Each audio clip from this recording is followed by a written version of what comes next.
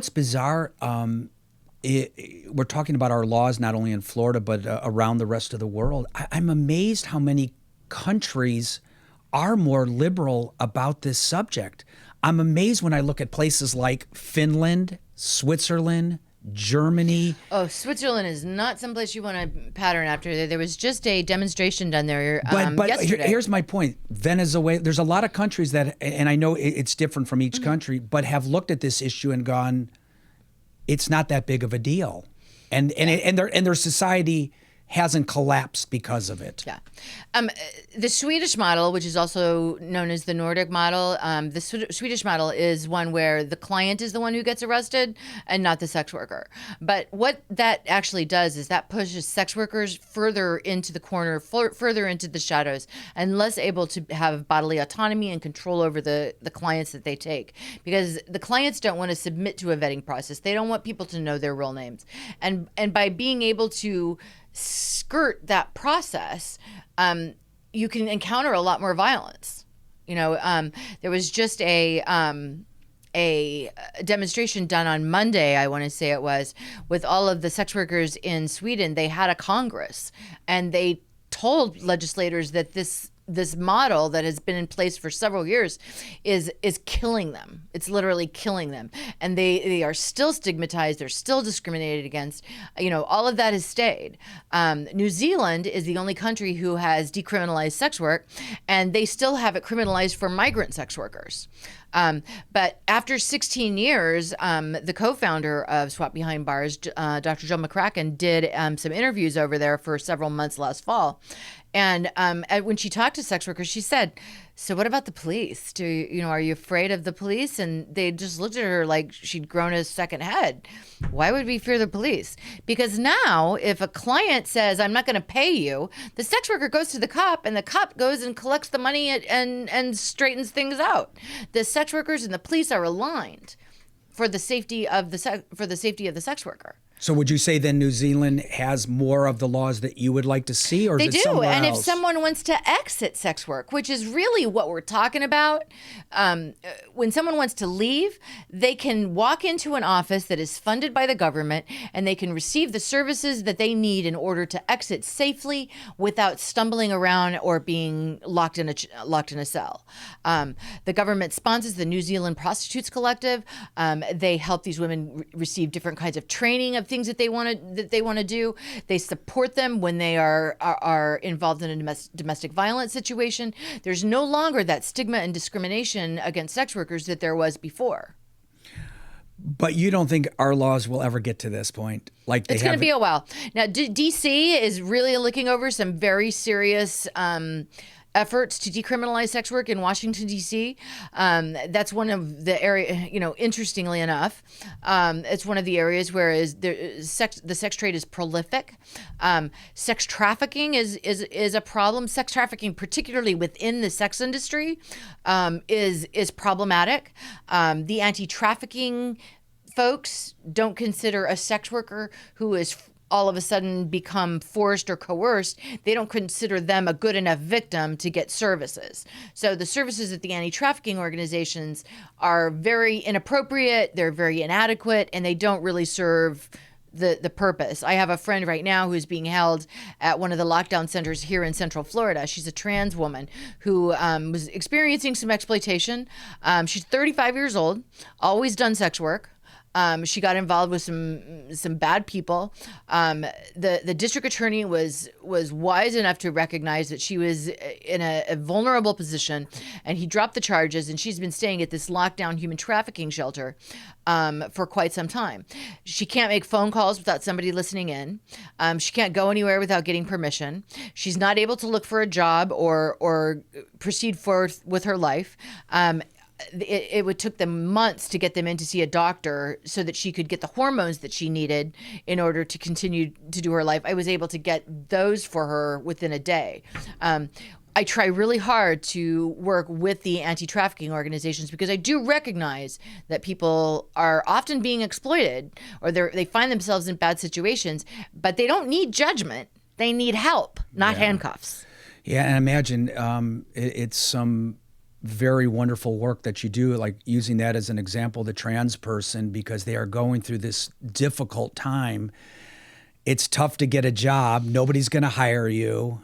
Or if they do, they're going to discriminate against you. And you almost feel like such an outcast that I hate to say it, but this may be the only way to make a living and survive, especially if you don't have family and family's ousting you. Family is looking at you like you're a black sheep. So thank God there's organizations like yours. Yeah, I mean, some of the best work we've done is with the folks who need help the most. People who are being released from prison get $50 and a bus ticket to wherever they want to go, maybe 15 to 30 days worth of medication. They don't have anything. That $50 gift card goes really fast. We try to send them a supply of hygiene items, a $125 gift card to Walmart. We try to make sure that they are connected to food banks in their areas so that maybe that money can go a little bit further. We try to set them up with a Goodwill if they have a job center. We help them write a resume. We help them try to continue to find a job.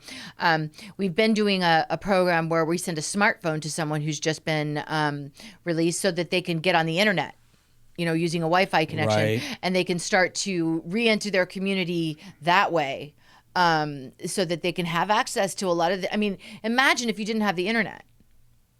How would you find a job these days? That's how you apply for jobs. Yeah. No, you couldn't. You almost can't survive. In fact, when my internet goes down, I feel like my life is crumbling. Yeah, I feel you there. Yeah, no, it's not connecting fast enough. I lose my mind. Yes, my son loses his mind. Yeah, I have the fastest internet speed you can get at my house, and when it goes down, I'm just a mess. My 7-year-old, when he cannot connect to YouTube, you would think. You have no idea. He loses his mind, like the world is coming to an end because he can't find a video. Yeah, well, just imagine if your porn stops right in the middle of it. That would be out. That we have to change.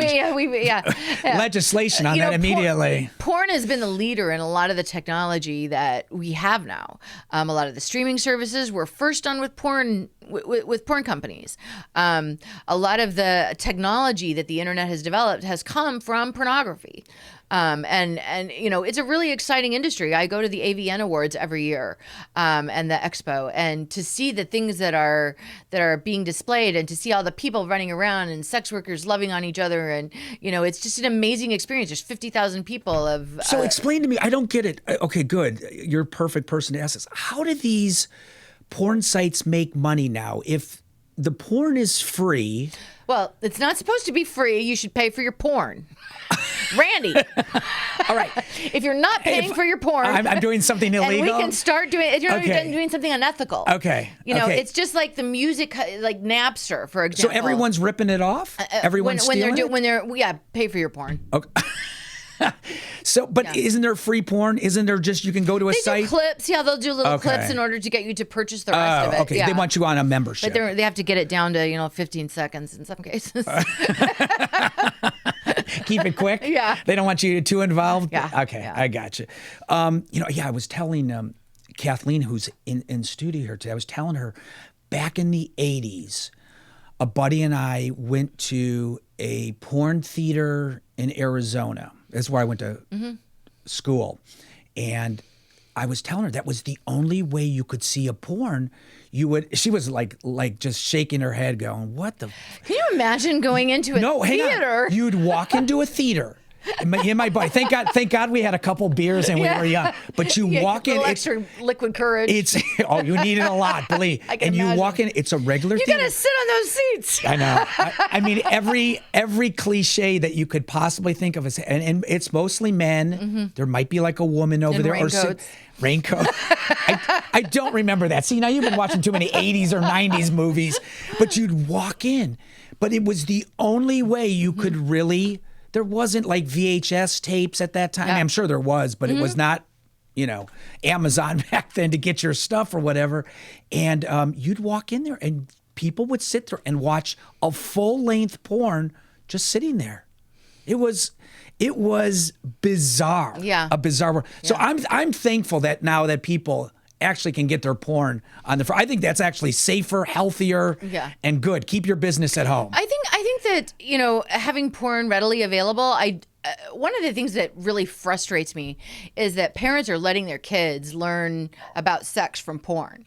And that's not where you should be learning about sex from. You should be learning about sex from your well-informed, well-educated parents who want you to have the power of knowing and understanding your sexuality as you become older. There's no way I'm explaining sex to my. Well, then you need to send your child to an OWL program. It's the Our Is there a Whole camp? Lives.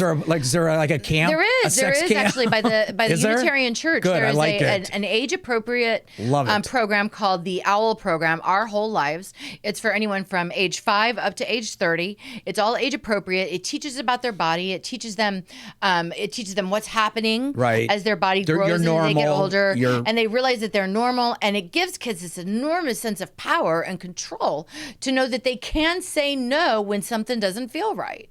You know, education and information are the best tools we can use to fight trafficking and to fight abuse and exploitation.